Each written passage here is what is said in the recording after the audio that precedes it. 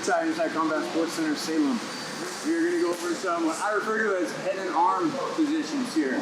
Or as side control, even in Thai boxing, I've heard it kind of referred to as the arm triangle. What we're going to work from here is to set up the head on the inside.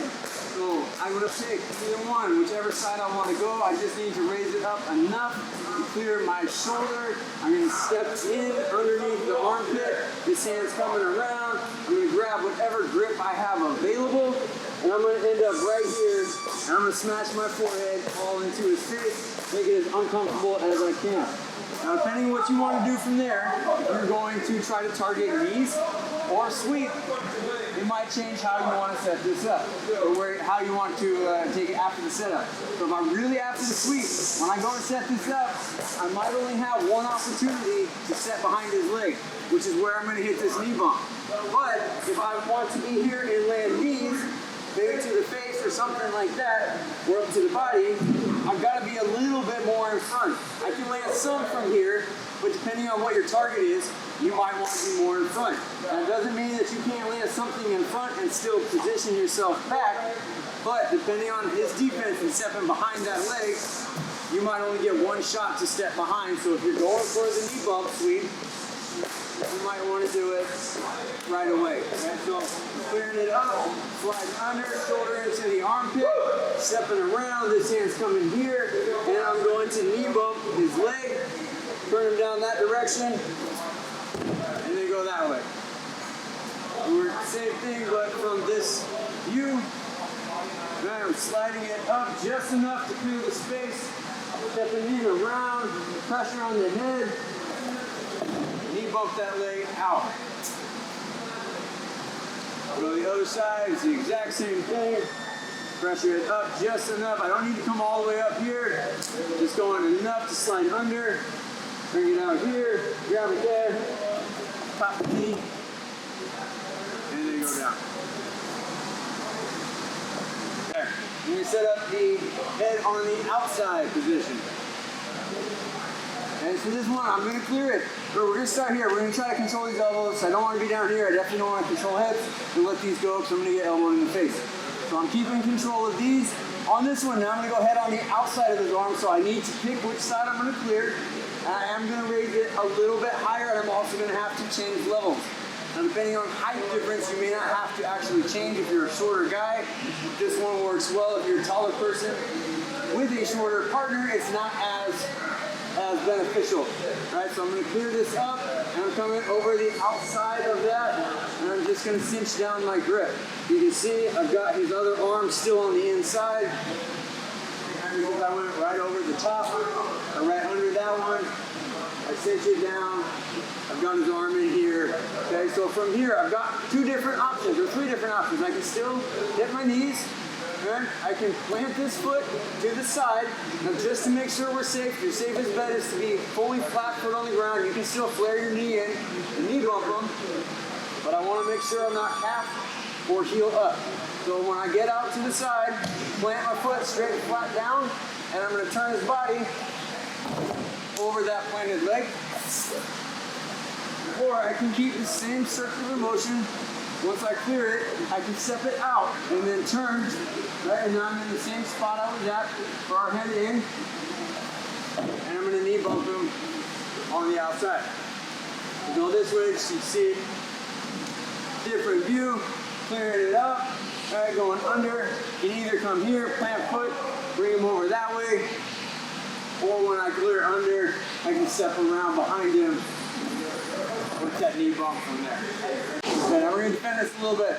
So we want to start as easy as possible the way out. So regardless if he gets me on a head in or head out, it doesn't matter. This is where the height really comes into play. If he is short enough and he can stay down under here and take away all this space, now I've got a hard time to deal with it. But if there's a big height difference and he's got his hips in, he goes to stand up tall. He's not drastically taller than me, but you can see what that does to my shoulder as it forces it up. So that's going to give me my escape route. That's where I want to go. Bring the elbow straight down. This is assuming that he left me a little bit of room and he hasn't taken all of it out. But with space I have, I'm going to bring it in. Once you get the elbow tucked in on that collarbone, you can kind of start pushing it around and get your space and bring it in here. I like though, when I work this, as long as I keep this arm up, I can bring it around to the other side where it's head in. I like to work this from the head in position, where I'm dragging the elbow down. If I get the elbow on the collarbone, it allows me to roll it. If it leaves me that space, I can bring it out here and I can get into my own clinch and start forcing this thing through. Okay? If he does not give me that space on either side, right? If you start on the other side, let's go ahead and, right? And there's no space to pull my elbow down. I can bring it up and transfer it over. Now we're back to this head on the outside of the arm. So we got a couple defenses from here. Okay, so first one, when I originally learned this, it was hand and arm go back, and it was like kick off of that leg. That will work for you, right? Coming out right here. I don't have the most success being a smaller person. I work it better off of a knee to the leg or a knee bump right there. Okay, so we're gonna have two things that'll happen. One, it'll work similar to a sweep and he might actually fall down. Or two, he won't fall, but we're gonna get a better position, potentially set up some knees or something else, right? So if I come here, he doesn't fall, I'm still in a way better spot to start attacking knees. We've got elbows on this side to the head, we can post it out, we've got all that good stuff, as opposed to being stuck right here. So our next one, from the head in position, right? So he's right here, he's off to the side. You're gonna be defensive. I gotta be aware that he's probably gonna try to step behind that leg and work that knee bump. So this might look a little bit different and it might take a few steps. I might have to get out and be ready for that. But when I get the opportunity, I'm gonna lift this up. I'm gonna transfer this foot straight through there. I'm gonna shuffle this arm, comes under here, and then transfer right back into my own head and arm. So we get it from this view so we can get you where I go. All right, so we're out here.